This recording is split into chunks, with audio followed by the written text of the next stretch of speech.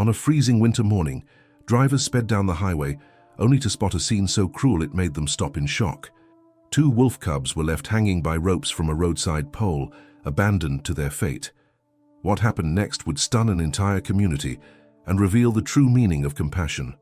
It was the kind of morning when the world feels harshest: grey sky, biting wind, and the relentless noise of cars and trucks racing along the icy highway. Snow blanketed the ground, muffling every sound except for the growl of engines and the occasional blast of a horn. Yet beneath the cold routine of morning traffic, something unthinkable was happening by the side of the road. There, just beyond the reach of the slush and spinning tires, two tiny wolf cubs dangled from a metal pole. Someone had tied them with thick ropes around their midsections, high enough that their paws barely touched the snow, low enough that they couldn't escape. Their fur was matted with ice, and their wide eyes darted in panic every time a car roared past. Shivering and whimpering, the cubs swung gently in the wind, helpless and utterly terrified. The man who'd done this, Gerald Crane, a notorious opponent of wild predators, had watched from his idling truck, arms folded, face stony. He'd lost sheep to wolves last spring, and in his bitterness, had sworn to make an example of any he found. When he stumbled on the den, he took the two smallest cubs, drove them to the highway and tied them up for all to see, believing the world would finally get the message. But as soon as headlights began to slow and horns blared, Gerald's resolve faded. Fearing trouble, he sped off, leaving the cubs to their fate and a world that suddenly seemed much bigger and colder. As the first cars passed, drivers barely noticed. But soon, a woman in a blue sedan caught sight of the struggling animals. Slamming on her brakes, she stared in disbelief, heart pounding. Others began to pull over, creating a line of blinking hazard lights along the shoulder. Someone called the police. Someone else began to record video, voice shaking with outrage. Lisa, a volunteer at the local animal rescue, was among the first to act. She rushed from her car, slipped on the icy road, and hurried to the pole. "Oh my God, who could do this?" she cried. Carefully, she untied the ropes, supporting each cub with trembling hands. They were so cold and weak they didn't even struggle, just whimpered, pressing their muzzles into her coat as she hugged them close. Police and animal control arrived within minutes. The scene was chaos, drivers crying, arguing, trying to help. Lisa carried the cubs to her car, wrapping them in her scarf, voice cracking as she spoke to the officer. "They won't last much longer. They need warmth. They need help now." At the animal rescue center, the staff worked frantically, warming the cubs, rubbing life back into their limbs, feeding them milk from tiny syringes. All night, Lisa sat by their side, refusing to sleep until the smallest began to nuzzle her hand, seeking comfort. News spread fast. Photos of the cubs, still hanging, then bundled in blankets, went viral. The community was shocked and divided. Some condemned the cruelty. Others complained about dangerous predators living near town. But for Lisa and her team, there was no debate. Saving these cubs became a mission that would test the limits of compassion, expose hidden truths, and force even hardened hearts to choose between fear and kindness. No one knew yet that the cubs' survival would set off a chain of events, uniting strangers, challenging old grudges, and turning a symbol of hate into a story of hope the town would never forget. The rescue center glowed with activity as Lisa and her team raced against time. The two wolf cubs, one slightly larger, both trembling and weak, lay curled together in a crate beside a heater, eyes closed, but ears twitching at every sound. Veterinarians took turns checking their temperatures, massaging their tiny paws, and whispering encouragement, as if the right words alone might pull them back from the brink. The smallest cub, a female with a distinct dark patch on her nose, struggled most. She shivered uncontrollably, barely able to swallow the warm milk Lisa trickled into her mouth. Her brother, larger but no less frightened, nudged her with his nose, refusing to sleep until she was quiet. All night, Lisa watched them, her heart torn between hope and anger. She replayed the scene by the highway in her mind, the frozen rope, the driver's shouts, the way so many people had stopped, risking their own safety for two wild, unwanted creatures. "How could anyone be so cruel?" she whispered, her voice thick with tears as she stroked the cub's soft fur. "You deserved so much better." By dawn, the worst seemed past. Both cubs breathed easier, their bellies warm and round from feeding, their bodies tucked together as if they had never known fear. Lisa allowed herself a few moments of rest, still clutching the crate as though it might drift away. But outside the center, the town buzzed with debate. News crews crowded the rescue's entrance, jostling for a glimpse of the cubs or a soundbite from Lisa. The story had struck a nerve. No one could ignore the haunting image of the cubs dangling by the highway, nor the fierce tenderness of the strangers who'd saved them.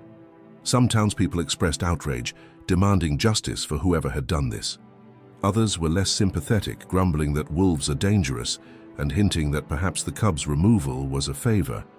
A heated argument even broke out at the local diner, with voices raised and fists pounding on the counter as the owner declared, "No living thing deserves that, not even a wolf." Police launched an investigation, collecting witness statements and reviewing traffic camera footage from the highway. The mayor made a public plea for information, while animal rights groups offered a reward for the identification and arrest of the perpetrator. Lisa, exhausted and wary, did her best to keep the focus on the cubs' recovery, refusing interviews unless reporters agreed to highlight the needs of wild animals orphaned or hurt by human actions. At the same time, the rescue team faced a hard question. What next for the cubs? They were too young and fragile for immediate release, but the center was already over capacity. Foster care would be risky. Wolves needed specialized attention, and finding the right placement might take weeks. Lisa suggested keeping them together, refusing to separate the siblings after all they had endured. As the days passed, the cubs began to heal.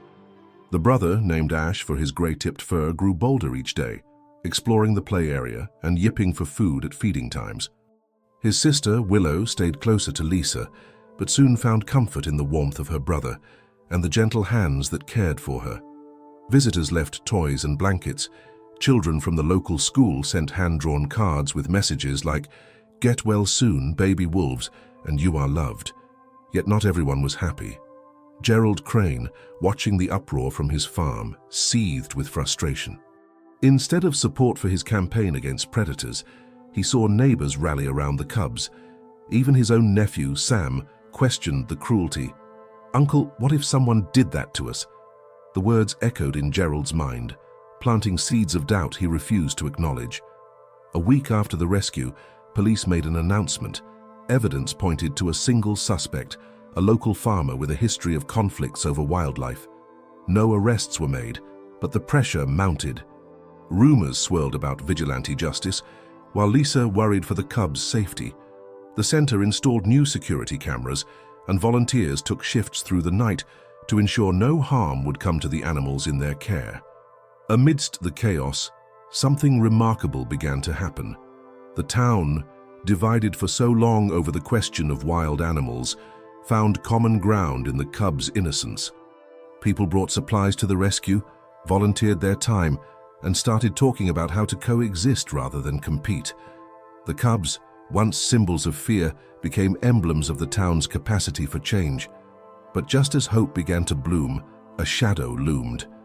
Gerald Crane was seen lurking near the rescue center late one night, his intentions unknown, and Lisa, watching the cubs sleep, sensed that their journey, and the town's, was far from over. For the next several days, the rescue center became the beating heart of the town. People arrived at all hours, some with food, others with donations, and many simply needing to see the cubs to believe the story was real. Children pressed their faces to the glass of the observation room, watching Ash and Willow wrestle and tumble, their fear replaced by playfulness under the gentle care of Lisa and her colleagues. Lisa saw the transformation in both cubs and people alike. The wolves were growing stronger. Ash, and ever curious, was the first to climb onto the low perch in their pen, while Willow learned to mimic her brother's boldness, even playfully nipping at Lisa's shoelaces during feeding time. The townspeople, too, softened in ways that surprised even the most skeptical. Old rivals worked side by side cleaning the center's kennels. The high school's football team delivered bales of straw, and a retired trapper donated tools and his knowledge for the cubs' future enclosure. But tension simmered beneath the surface. The investigation into Gerald Crane's involvement gained traction, as security footage showed his truck near the highway that fateful morning. Rumors swirled, and some feared retaliation. A few townsfolk still muttered that wild predators had no place near their homes. Lisa stayed focused, channeling every ounce of energy into caring for the cubs and ensuring the rescue remained a place of hope, not division. Then one cold morning, Lisa found a threatening note taped to the center's front door. "Let nature take its course. Set the wolves free or you'll regret it." The message sent a chill through the staff, and Lisa's hands shook as she read it aloud. Police increased patrols, and community volunteers offered to stand watch overnight, determined that nothing would harm the cubs under their protection. Meanwhile, a wildlife biologist named Dr. Clark arrived from the state university, offering his expertise. After observing Ash and Willow for a day, he called a meeting with Lisa and the rescue staff. "They're thriving because of your care, and because they have each other," Dr. Clark said. "But they're still wild animals. If they're ever to return to the wild, we must prepare them now.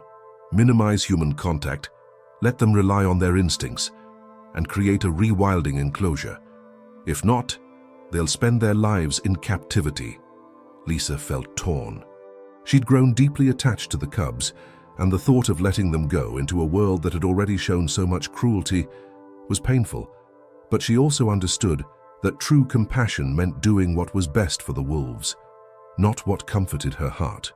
Together, the team agreed to begin the process, slowly limiting the cubs' interaction with people and building a larger, more natural pen at the far end of the center's property. The community rallied. Donations poured in to fund the new enclosure, and volunteers helped gather logs, rocks, and brush to simulate the forest the cubs would one day call home. Sam, Gerald Crane's nephew, became a regular presence, quietly laboring beside the others. One afternoon, as he watched Ash and Willow chasing each other through the fresh grass, he confessed to Lisa, "My uncle was wrong. I don't want to be like him. I want them to have a chance." Tensions, however, continued to rise around Gerald. Feeling isolated, he lashed out, confronting Lisa at the grocery store, berating neighbors for supporting dangerous animals, and spending hours patrolling his own land. The fear that had driven his original act of cruelty now left him lonelier than ever, his bitterness consuming what was left of his reputation. Lisa tried to focus on hope. The cubs' health improved, and word spread that, if all went well, they might be released together into a protected wilderness area before the end of the year. The town began planning a celebration, part fundraiser, part farewell, part testimony to everything the cubs had come to represent. But one evening, as dusk settled in and the rescue staff prepared to leave, the center's motion sensors flashed. Lisa, still inside, froze as she glimpsed a figure on the security camera. Gerald Crane, stumbling through the shadows, bolt cutters in hand. He moved toward the rewilding enclosure, a look of grim determination on his face. Lisa called the police, heart racing, then hurried outside, shouting for help. Before she reached him, Gerald tried to cut the fence, his hands shaking so badly he dropped the tool. Ash and Willow, startled by the noise, huddled in the back of their pen, eyes wide with fear. Police arrived within minutes, pulling Gerald away before any harm could be done. As they led him off, Gerald finally broke down, sobbing. "I just wanted the world to see what they really are. But I was wrong. I didn't want them to suffer. I just didn't want to lose everything I'd worked for." The incident sent shockwaves through the town. But instead of anger, most people responded with a quiet resolve. Cruelty and fear would no longer shape their future. The wolves' story was no longer just about survival. It had become a symbol of forgiveness, courage, and the promise of new beginnings. And as Lisa tended to the shaken cubs that night, she realized that the hardest part, letting them go, was also the most hopeful. What started as an act of unspeakable cruelty was about to become a lesson in healing that would echo far beyond the edges of the highway. In the aftermath of Gerald Crane's attempted sabotage, the rescue center was enveloped by an uneasy calm. The townspeople, once sharply divided, now stood on the same side, rallying around Ash and Willow as symbols of the community's better angels. Volunteers arrived in greater numbers. Local businesses donated supplies for the cubs' enclosure, and even the mayor, once silent, publicly praised the efforts of Lisa and the rescue team. For Lisa, The days became a blur of work and worry. She doubled security, sleeping most nights on a cot in the office, never far from the cubs' enclosure. Her bond with Ash and Willow deepened with every dawn, but she never forgot Dr. Clark's words, "Love them, but let them learn to be wild." She started to spend more time just observing, letting them solve their own small problems, finding hidden food, exploring the scents and sounds of their artificial forest, even practicing howling under the stars. Sam, Gerald's nephew, became an unlikely hero. He spent his afternoons building lookout posts near the highway and checking the perimeter fence, quietly determined to ensure the cubs were safe. Other teenagers joined him, turning what could have been a punishment into a point of pride. Sam's mother, Gerald's sister, began leaving hot meals for Lisa and the staff, her way of apologizing for her brother's actions. Meanwhile, Gerald faced the consequences of his choices. The court ordered community service and a restraining order, keeping him far from the rescue center. Alone on his farm, he found his old world shrinking. His neighbors offered him little sympathy, but the worst part was seeing Sam's disappointment. One evening, Sam knocked on his door, holding one of the wolf cub drawings that children had made for the rescue. "Uncle, they forgave you. You need to forgive yourself. Start over." The words lingered, quietly eating away at Gerald's bitterness. As spring edged toward summer, Lisa, Dr. Clark, and the rescue team finalized plans for the cubs' release. The State Wildlife Agency had approved a remote, protected area deep in the national forest. There, Ash and Willow would be safe from roads, farms, and most importantly, from the kind of hatred that had nearly cost them their lives. The town's support was overwhelming. A send-off celebration was planned, with food, music, and a fundraiser for future wildlife rescues. The night before the event, Lisa spent one last quiet hour with the cubs. She watched them chase each other through the grass, testing their speed and agility, stopping only to wrestle playfully or nuzzle together under the branches. "You're ready," she whispered, tears welling in her eyes. "Go live the life you were meant to live, and know you changed us, you changed me." On the morning of the release, the whole town gathered by the highway. Children held signs, "Run free, Ash and Willow. We love our wolves, and thank you, Lisa." The cubs, now strong and healthy, seemed restless in their crate, sensing that something big was about to happen. Lisa spoke to the crowd, her voice steady but thick with emotion. "These cubs were left for dead, but you, this community, chose compassion. You gave them a chance. If we can do that for two little wolves, imagine what else we can do together." As the rescue team loaded the cubs into the wildlife transport, Sam approached Gerald, who stood at the edge of the crowd. Hesitating, Gerald finally stepped forward. "I was wrong. I let fear and anger decide for me, but watching you all, seeing what kindness can build, maybe there's still a place for me here, if I'm willing to learn." Sam hugged him tightly. "There always is. If you choose it." The convoy departed, winding through the forest roads to the release site. There, with only a handful of trusted staff present, Lisa opened the door. Ash and Willow paused, noses twitching at the new sense of freedom.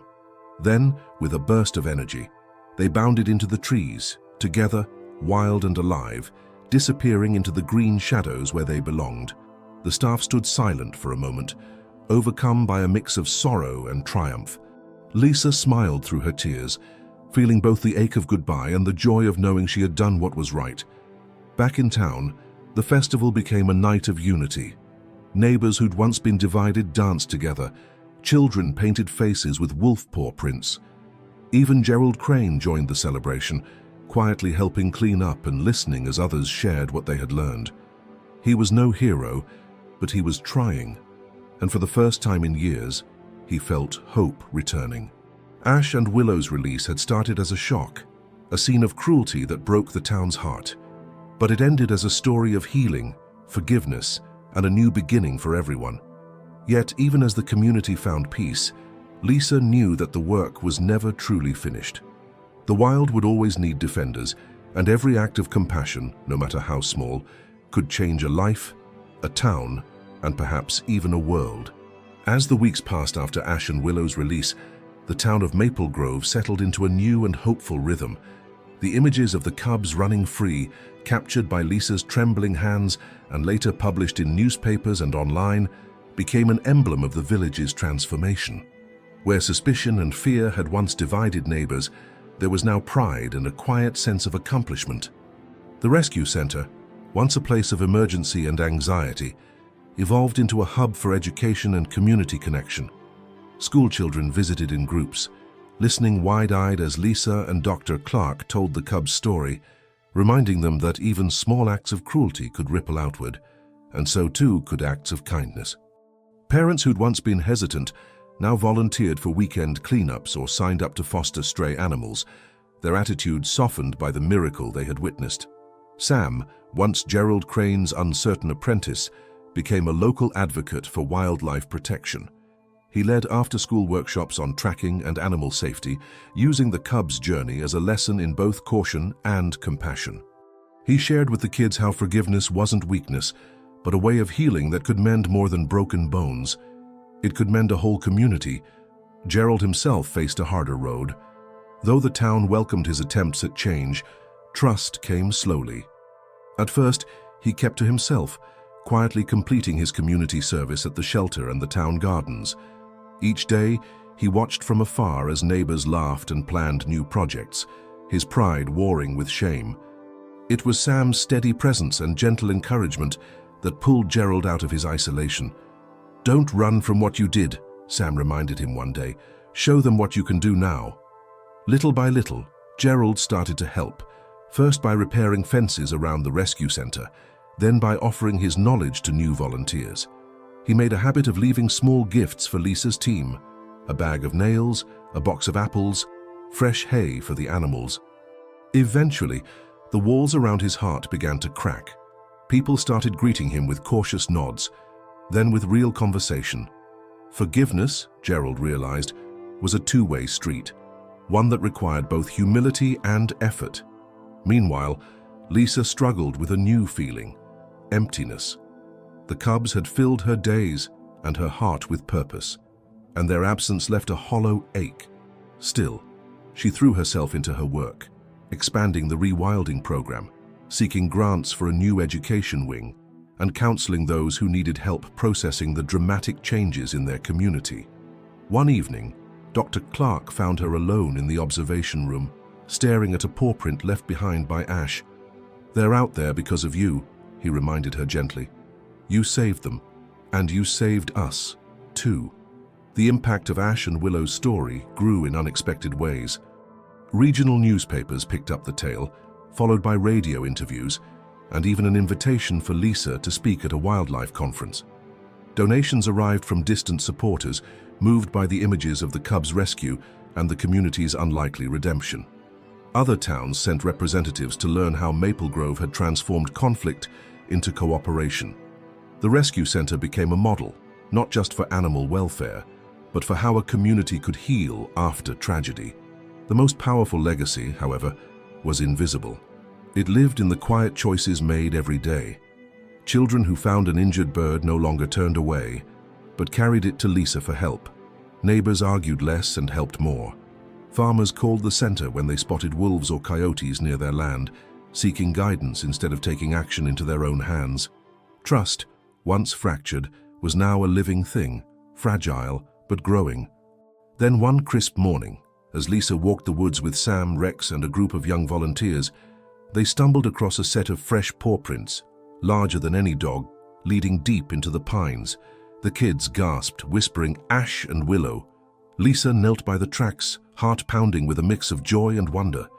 The prints were clear, unmistakable. She smiled, tears pricking her eyes. "They're out there. They're alive. They remember where they came from, and so should we." That evening, the town gathered for a quiet celebration at the rescue center. No fanfare, just neighbors sharing stories, laughter, and the warmth of belonging. Gerald stood beside Sam, Lisa, and the others, grateful and changed. The mayor made a brief speech, his words simple and true. "We were tested, and we chose compassion. Let's keep choosing it, every day." As the sun set and lanterns flickered to life, Lisa looked up at the stars, her heart finally at peace. The story of Ash and Willow had begun in darkness, with a cruel act on the side of the highway, but it had ended here, beneath a sky full of hope, reminding everyone that kindness, once set free, can find its way home again and again. As summer deepened, the changes sparked by Ash and Willow's ordeal continued to ripple outward. Maple Grove's newfound spirit of unity extended beyond animal welfare and reached into every corner of daily life. Old rivalries were forgotten, and projects that had stalled for years, like the repair of the playground, the reopening of the local library, and the launch of a farmer's market, suddenly gained enthusiastic support from every part of town. Lisa, though still feeling the absence of the cubs, poured her energy into mentoring a new generation of animal lovers. Every Saturday, the rescue center hosted workshops where children learned about tracking, wildlife safety, and the importance of coexistence. The kids quickly became her shadow, eager to hear her stories and even more eager to follow her example. With Sam's help, Lisa organized outings into the nearby woods, teaching the children how to recognize animal signs and what to do if they ever encountered a wild creature in need. On one of these excursions, a small group discovered a wounded fox caught in an old, illegal snare.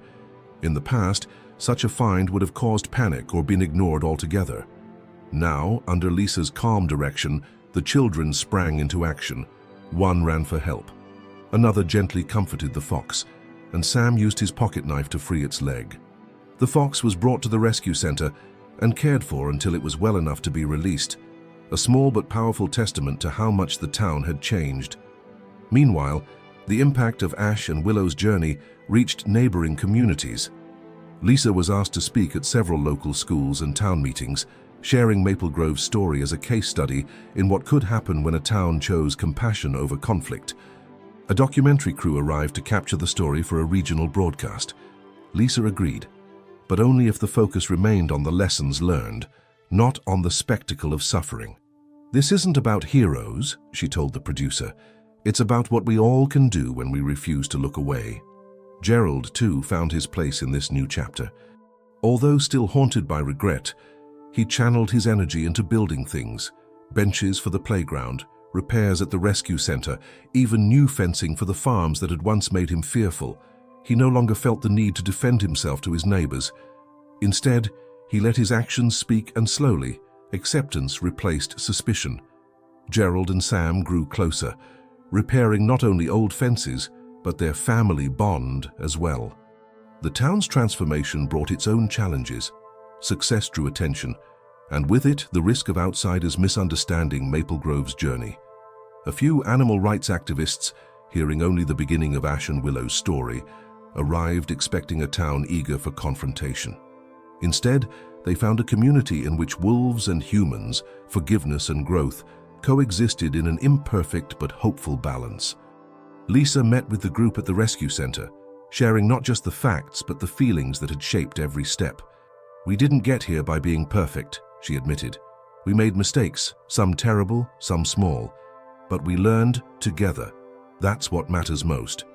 The activists, moved by her honesty, ended up volunteering alongside the townsfolk, building new habitats and helping run educational events.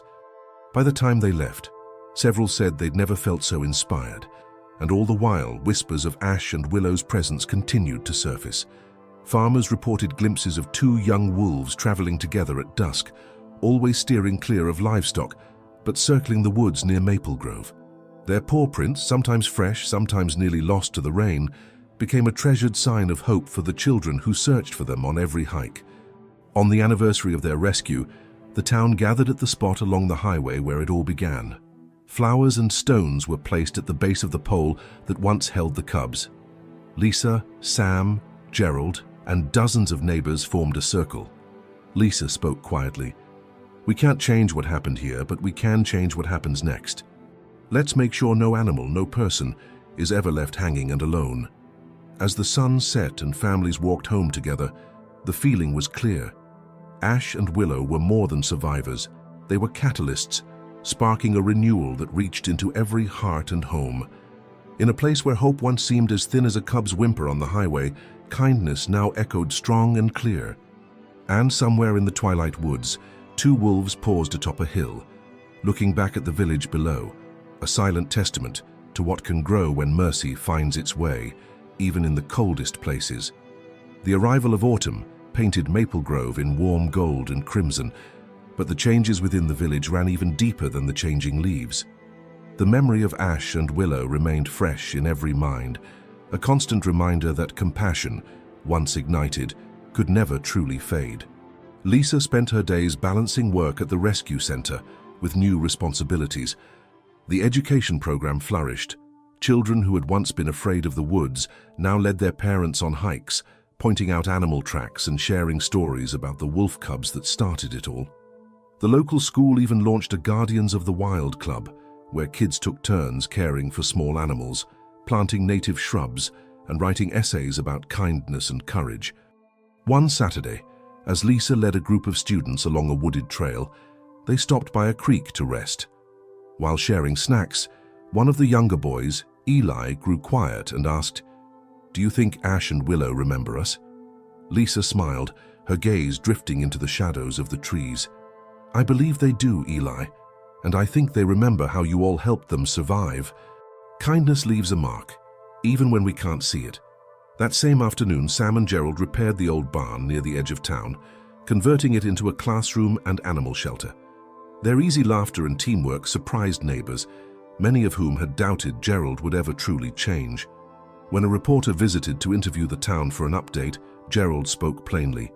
"I did something terrible, but forgiveness, real forgiveness, isn't just given. It's earned every single day." The reporter nodded, scribbling furiously. In the published article, Maple Grove was hailed as the village that forgave itself, a phrase that resonated far beyond county lines. Yet the work was never without challenges. That fall, a coyote was hit by a car on the highway, and a debate erupted about whether the rescue center should intervene or let nature take its course. Some worried that helping wild animals set a precedent, while others felt compassion should know no boundaries. Lisa gathered the council and spoke from the heart. "If we ever start measuring who deserves help and who doesn't, we'll lose what Ash and Willow taught us. Every life is worthy." The council agreed to treat the coyote. The children helped nurse it back to health, and when it was released, they cheered as it darted into the trees, a living example that the lessons of the wolf cubs were now the village's guiding star. Throughout the season, evidence of Ash and Willow's presence surfaced in subtle ways. Faint howls at night, glimpses of two young wolves trailing the deer herds, the discovery of a hollow log where small bones and tufts of fur told of meals shared and hardships survived. Lisa tracked their movements with the children, leaving out food on the harshest nights and marveling at the resilience of wild creatures who could never be truly tamed. The town's spirit of renewal began to attract visitors from across the region. Biologists came to study Maple Grove's cooperative model. Teachers brought their classes to learn about wildlife and community building. Local businesses prospered, and the town's annual festival expanded to include a Wild Neighbors Day, celebrating coexistence between people and animals. Through it all, Lisa felt the presence of Ash and Willow in her daily life. Every small act of care, rescuing a stray, comforting a frightened child, planting wildflowers on the highway's edge, became a way to honor the cub's journey. She reminded herself and others that the real miracle was not just in saving two lives, but in awakening a town's collective heart. As the first frost dusted the fields, Maple Grove's residents gathered one evening at the rescue center. They lit lanterns in memory of the cub's ordeal, placing them along the path to the woods. Children carried photos, parents shared stories, and even Gerald stood with tears in his eyes, holding Sam's hand tightly. Lisa addressed the crowd, her words soft but resonant. "Ash and Willow taught us that hope is not something we wait for. It's something we create, every time we choose compassion over indifference. They survived because we refused to give up, and because we decided to stand together no matter how hard it seemed. Let's promise to keep that spirit alive in every season, for every life." As the lanterns glowed against the night and distant howls echoed from the hills, the village knew that their journey wasn't over. The future would hold new trials, but Maple Grove had changed, forever marked by a story that began in cruelty and blossomed through courage and forgiveness into lasting hope. Winter crept in quietly, wrapping Maple Grove in a hush of snow and long blue shadows. For many, this season brought memories of hardship, nights when the wind rattled the windows and only the strongest hearts endured. But this winter felt different. The warmth in the village was no longer just from wood stoves, but from the spirit of connection and care that now united its people. Lisa started each day at the rescue center, her boots crunching through snow as she checked on the animals. More than ever, the center had become a refuge for stray cats, injured birds, and even the occasional abandoned dog. Sam and a group of older students handled morning chores, their laughter drifting out into the crisp air. Gerald, steadfast and reliable, had found peace in his routine, fixing fences, stacking wood, and teaching anyone who would listen about the habits of the animals that shared their land. One particularly bitter morning, a commotion broke out near the edge of the woods. Eli and two friends, out early to refill the bird feeders, ran to the center with wild stories. "We heard howling. Close." There were paw prints, big ones, by the old mill. Lisa, suppressing a smile, gathered the kids, and together they followed the tracks through the new-fallen snow. The prints were unmistakable. Two sets, side by side, one slightly larger, one delicate and sure, wove through the trees, circling the old mill, then heading deeper into the forest. Lisa's heart leapt. "Ash and willow," she breathed, and the children cheered, their faces lit with hope. Word spread, and that evening families gathered for a makeshift celebration. Hot chocolate steamed in mugs, and children performed an impromptu play, one playing Ash, another Willow, and a third pretending to be Lisa, rescuing the cubs from the cold. The laughter was contagious, and for a moment, the world outside, the wars, the headlines, the old divisions, felt far away. But winter also brought new challenges. The deer population, already thin after the summer drought, dwindled further as snow deepened. Lisa and the rescue staff kept a careful watch on the edges of town, alert for hungry predators and the risk of conflict with livestock. Some farmers grew anxious, fearing that the wolves, once symbols of hope, might become desperate. At a community meeting, the debate grew heated. "We can't afford to lose more sheep," one rancher insisted. Another added, "It's easy to love wolves until they come for your animals." Lisa stood and spoke calmly, acknowledging their fears. "Ash and Willow are wild, and we can't control them, but we can prepare. We've shown we can adapt, that we can protect our herds and our wild neighbors. If we work together, we can keep everyone safe." With Sam and Gerald's help, new fencing and night shelters for livestock were quickly built. The rescue center started a coexistence patrol, training volunteers to monitor animal activity and respond quickly to signs of trouble. Neighbors checked on each other, shared supplies, and even began tracking wolf movements to better understand their patterns. Throughout the coldest weeks, Ash and Willow's presence became a source of both pride and anxiety. Some nights, their howls echoed through the village, haunting and beautiful. At dawn, Lisa sometimes found fresh tracks by the creek or tufts of fur on the fence line, signs that the wolves were close, but never crossing the boundary into harm. One stormy night, when the village lost power and roads became impassable, Lisa and Sam bundled up to check the rescue center. As they trudged home, they spotted two shapes on the ridge above town, wolf silhouettes, barely visible against the snow. For a long, silent moment, wolves and humans watched each other from across the divide. Lisa felt a surge of gratitude, a connection not of ownership, but of mutual respect, a promise that kindness, once given, endures even in the wildest winter. When spring finally broke the cold's grip, Maple Grove emerged stronger and wiser. The hardships of the season had reminded everyone that the story of Ash and Willow was not just about survival, but about ongoing responsibility. Kindness, they had learned, was not a single act, but a way of living, one that could weather any storm. And as flowers returned to the fields, children searched for fresh paw prints, knowing that hope, like the wolves, was never far away. With the thaw of spring, Maple Grove seemed to awaken all at once. Snowmelt raced through the creeks, and the woods pulsed with birdsong and the first cautious green of new leaves. As the days grew warmer, the village's sense of renewal only deepened. Old boundaries continued to blur, between neighbors, between humans and the wild, between the person you were and the person you could become. Lisa and Sam led a team of eager children through the woods every weekend, cleaning trash from the highway's edge and replanting native flowers. Eli, now bolder than ever, brought his friends to help, their laughter echoing through the pines. Each time they found fresh tracks, deer, fox, rabbit, or once, the unmistakable prints of two wolves, Lisa would kneel, explaining the delicate balance that let so many lives share the same land. News of Maple Grove's transformation continued to ripple outward.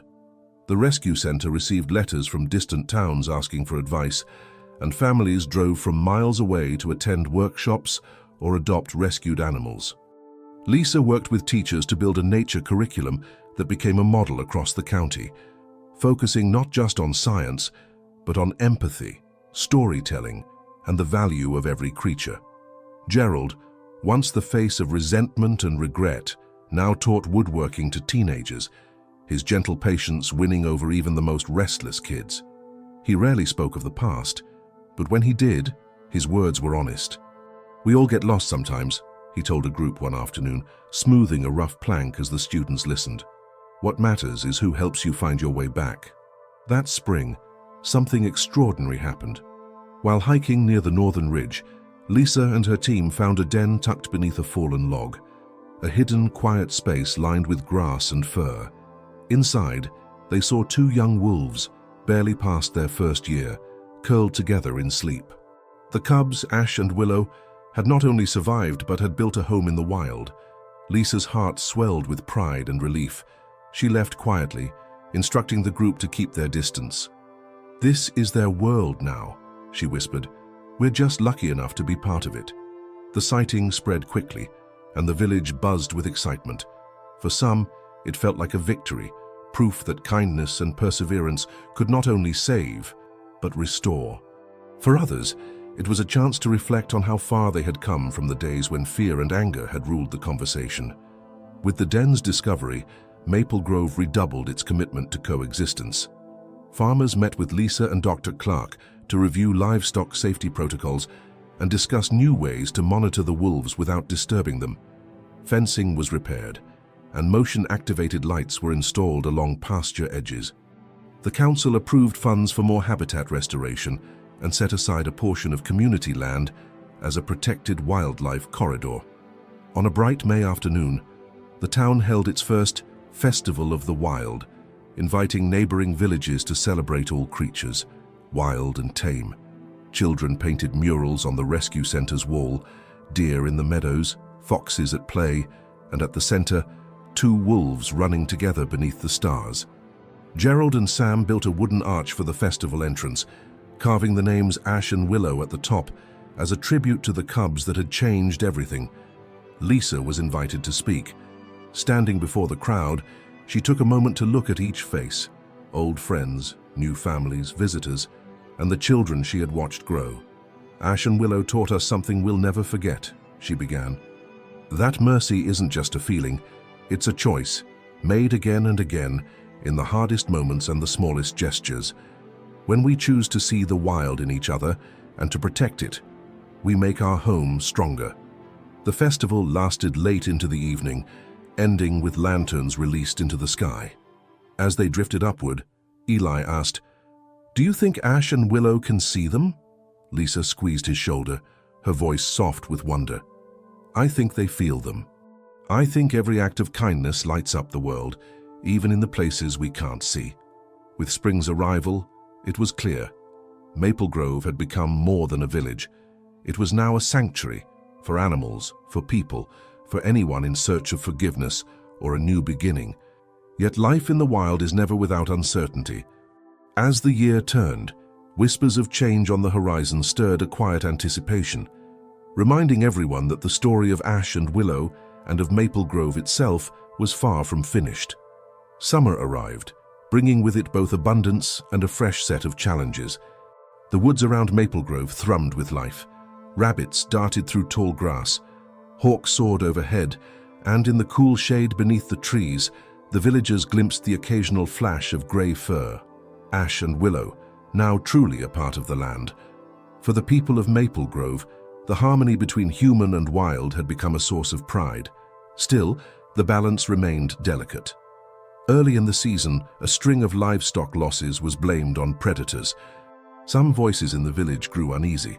Old fears resurfaced, fueled by rumors from nearby towns where wolves were less welcome. The council called a meeting. Lisa, now a recognized authority on coexistence, listened as farmers voiced their concerns. "We don't want to go back to how things were," one woman said, "but our animals are our lives." Others nodded, remembering the bitter days before Ash and Willow had brought the village together.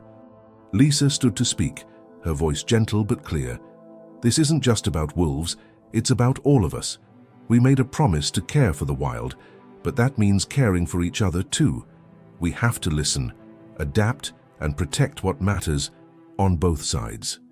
Sam and Gerald offered to help reinforce the livestock enclosures using lessons learned from the winter's close calls. Dr. Clark volunteered to set up motion-activated cameras to better track predator movements.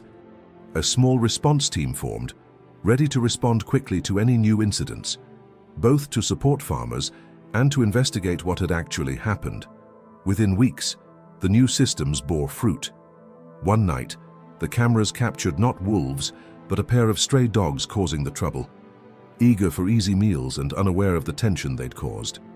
With a mix of relief and chagrin, the town worked to reunite the dogs with their owners and, in the process, deepened their commitment to addressing challenges as a community. The relief was palpable. Neighbors who had been wary found common ground again. Lisa used the episode as a teaching moment, inviting children and adults alike to learn how to read tracks, understand animal behavior, and make decisions based on facts, not fear. Meanwhile, Maple Grove's connection to the wider world only strengthened. The rescue center was invited to partner on a regional wildlife project. Lisa traveled to nearby towns to share Maple Grove's journey, encouraging dialogue instead of conflict. Her message was always the same. Coexistence isn't a perfect state, it's a conversation. It takes patience, honesty, and a willingness to see value in every life. Through it all, Ash and Willow remained both present and mysterious. Some days, Lisa or Sam found their prints near the creek or along the wildflower trails. Sometimes, in the hush of evening, a chorus of howls rolled across the fields, answered by delighted children imitating them in return. Yet beneath the celebration, Maple Grove never forgot how quickly things could change. During the hottest weeks, a wildfire sparked by a careless camper threatened the eastern woods. The village responded as one. Firefighters battled the blaze, families took in evacuated animals, and volunteers cleared brush to stop the flames from reaching the heart of the forest. The wolves vanished for several days, but when the smoke cleared and the rain finally fell, fresh tracks appeared in the mud. Lisa knelt by them, tears of relief glistening in her eyes. The recovery from the fire brought one last lesson, that strength, like kindness, must be renewed again and again. The villagers replanted lost trees, rebuilt fences, and held a gratitude feast on the blackened earth, promising to keep faith with the wild and with each other. As summer waned, the children painted new murals at the rescue center, now showing not only Ash and Willow, but every animal, fox, hawk, rabbit, and stray dog, woven into the fabric of Maple Grove's life. Lisa, watching them work, felt a quiet pride. She knew that their story was no longer just about survival or rescue. It was about a village that chose to be different, to risk empathy, and to never let cruelty have the final word. As dusk fell and the first stars appeared, two shadows moved along the far ridge, free and wild, a living symbol of what could grow when people chose not to turn away. Maple Grove had become, in every sense, a place where hope was not just a memory, but a promise kept anew with every rising sun.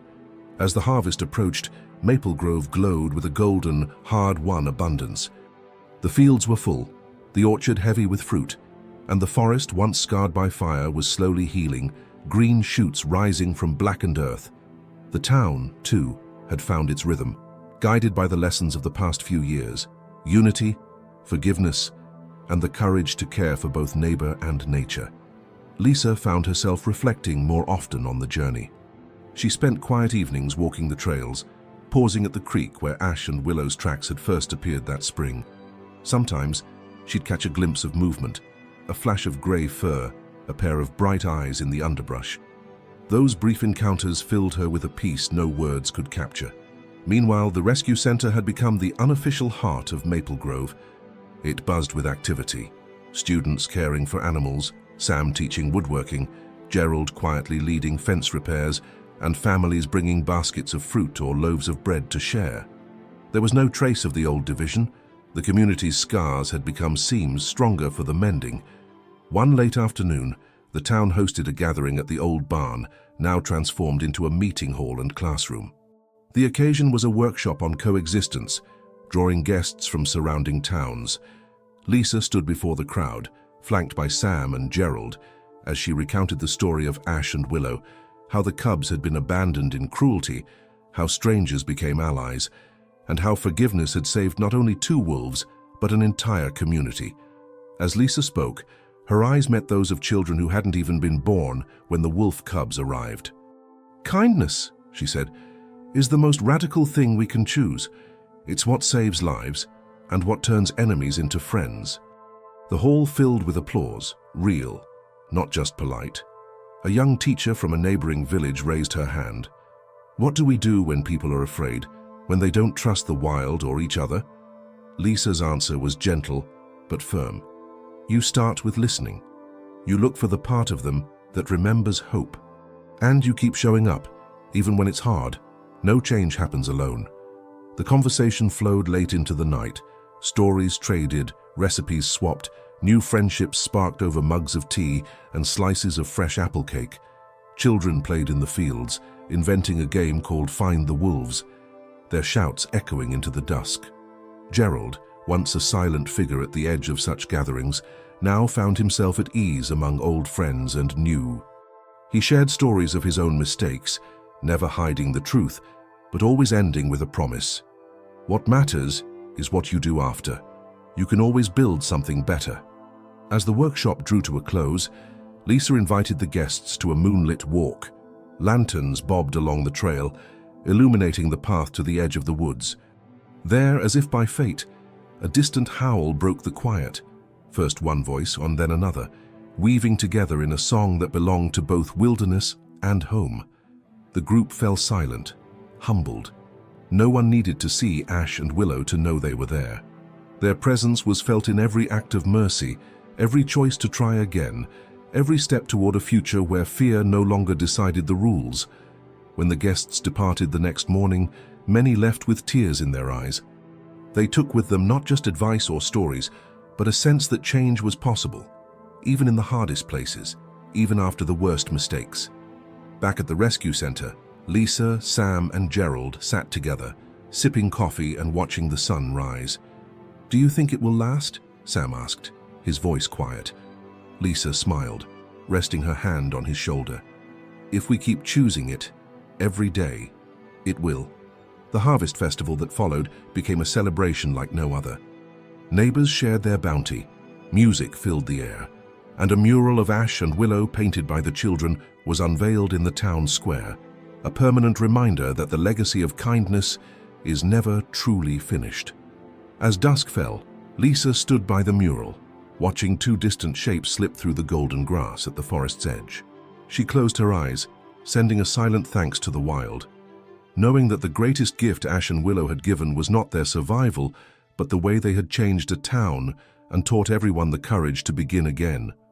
The arrival of autumn's chill marked another turning point for Maple Grove, a season of gratitude, but also reflection. The story of Ash and Willow, once a local miracle, had become a living legend. Every mural, every festival, and every quiet act of mercy echoed the cubs' journey from helplessness and cruelty to wild, hard-earned freedom. Lisa stood at the heart of these changes, but she was no longer alone in guiding the community. New leaders emerged. Sam, now mentoring the next wave of volunteers. Eli, once shy, now leading school nature hikes. Gerald, whose steady kindness had inspired even the most skeptical neighbors to look for good in unlikely places. The rescue center, once defined by urgency and crisis, thrived as a space for teaching, healing, and the simple joy of caring for others, human and animal alike. That October, Maple Grove prepared for its most ambitious celebration yet, the Festival of Hope. Weeks of planning filled the village with anticipation. Children practiced songs and skits, elders baked pies and told stories by lantern light, and families decorated the streets with paper wolves and paw prints in bright autumn colors. The festival's highlight was the unveiling of a new sanctuary garden at the rescue center, a living monument to all the creatures, wild and lost, who had found their way home in Maple Grove. Saplings, donated by towns throughout the region, ringed a central stone, inscribed with the cubs' names. The garden was open to all, a space for reflection, remembrance, and renewal. On the morning of the festival, Lisa found herself standing by the garden, lost in thought. She remembered the desperate night when the cubs first arrived, the roar of highway traffic, the weight of their tiny bodies in her arms. She remembered the fear that had nearly split her town apart, and the patient, stumbling steps that had mended it. Sam joined her, handing over a mug of warm cider. "Do you ever think about how close we came to missing all this?" he asked quietly. Lisa nodded, watching as children chased each other among the trees. "Every day. I think that's why we can't ever stop trying. Mercy is a practice, not a one-time choice." The festival began with a song, children's voices rising above the autumn wind, singing of courage, second chances, and the wild. Lisa spoke next, her words steady but full of emotion. "Ash and Willow showed us that cruelty is never the end of a story. If we choose to respond with kindness, we can transform even the darkest moment into hope for everyone." Neighbors shared their memories of the first time they heard wolves howling, of old grudges forgiven, of lessons passed down to grandchildren. Gerald spoke last, his hands rough and voice sure. "I once thought I'd lost my place here forever. But I learned that forgiveness isn't given because you deserve it. It's given because we all need it someday. This garden is for every second chance." As the sun set, the village released lanterns into the evening sky. Lisa watched them drift upward, each a promise that the work of hope would go on. That night, a chorus of howls rolled out from the forest, closer than ever, as if Ash and Willow themselves had come to bear witness. Later, as the festival wound down, Lisa lingered in the sanctuary garden. Eli found her there, pointing to fresh paw prints in the soft earth. "They were here," he whispered, eyes wide with wonder. Lisa smiled, her heart light. "They'll always be here, Eli, so long as we remember what they taught us." The chill deepened, and the first frost of winter crept over Maple Grove.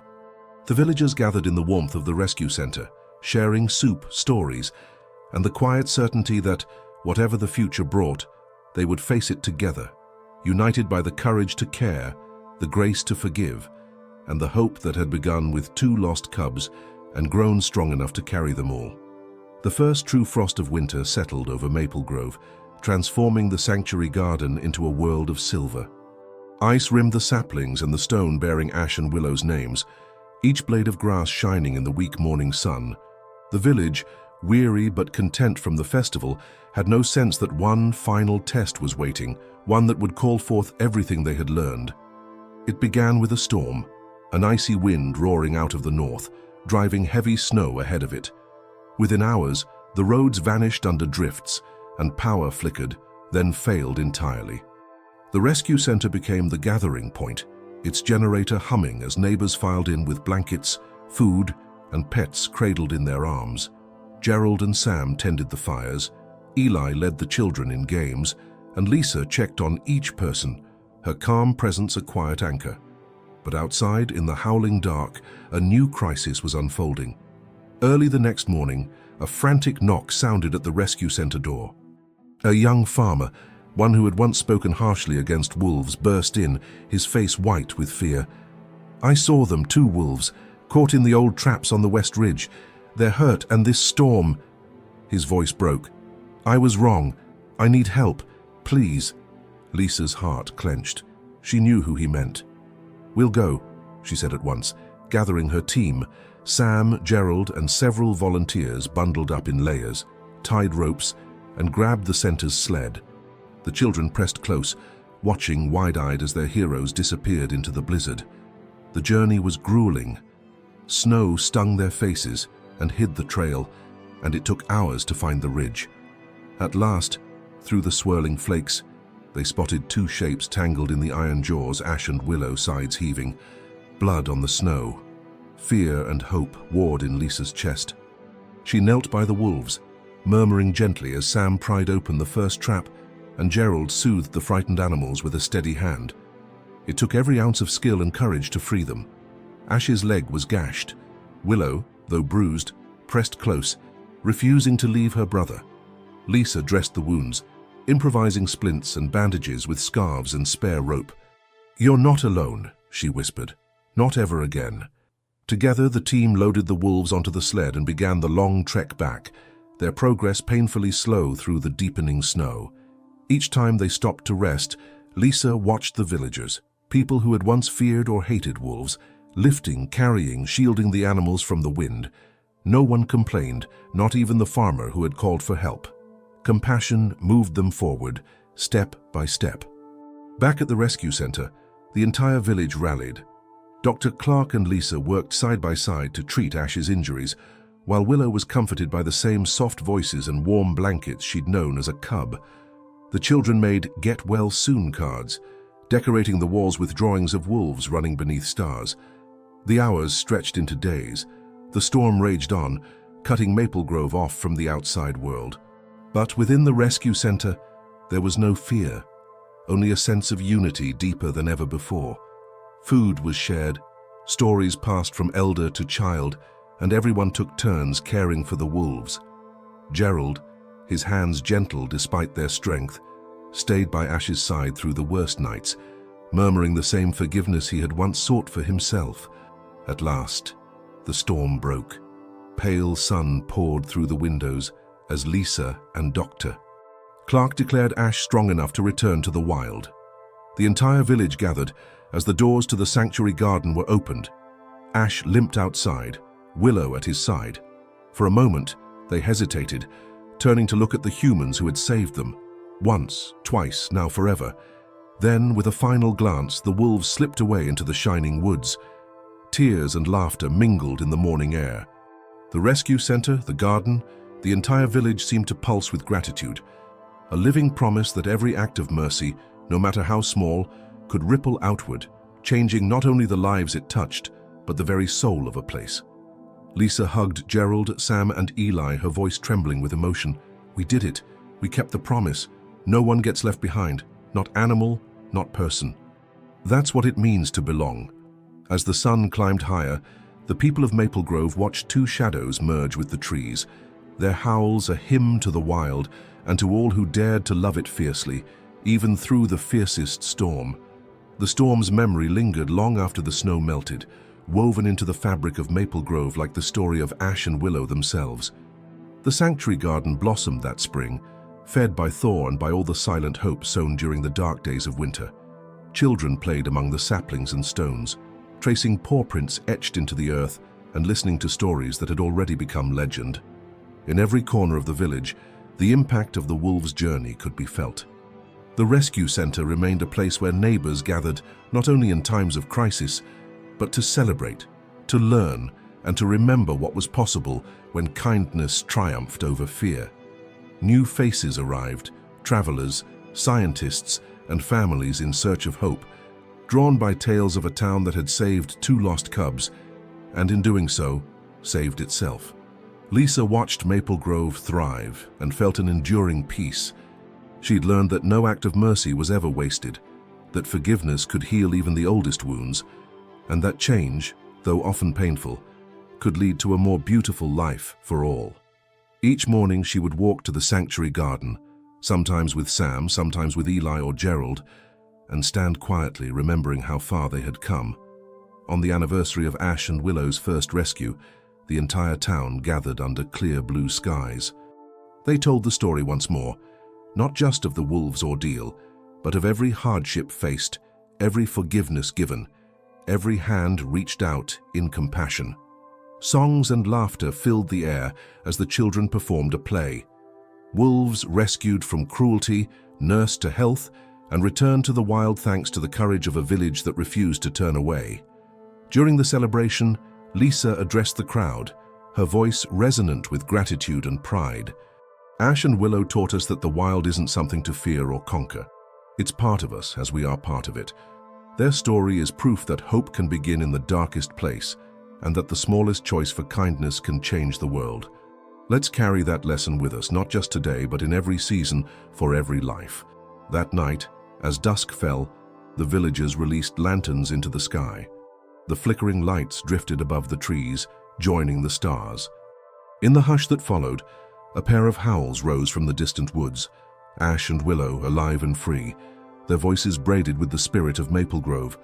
Lisa stood quietly beside Gerald, Sam, and Eli, her heart full. She knew their work would never be finished. There would always be storms to weather, new creatures to rescue, new wounds to heal. But the foundation was strong. Forgiveness, mercy, and the courage to try again. These were the true legacy left by two wolf cubs and a village that dared to hope. If this story moved you, make sure to subscribe to our channel for more true stories of resilience, compassion, and the extraordinary bonds between humans and animals. Share your thoughts or your own acts of kindness in the comments below. We love hearing how you're making the world a gentler place. Thank you for joining us on this journey. Together, let's keep building a world where no one, human or animal, is ever left behind.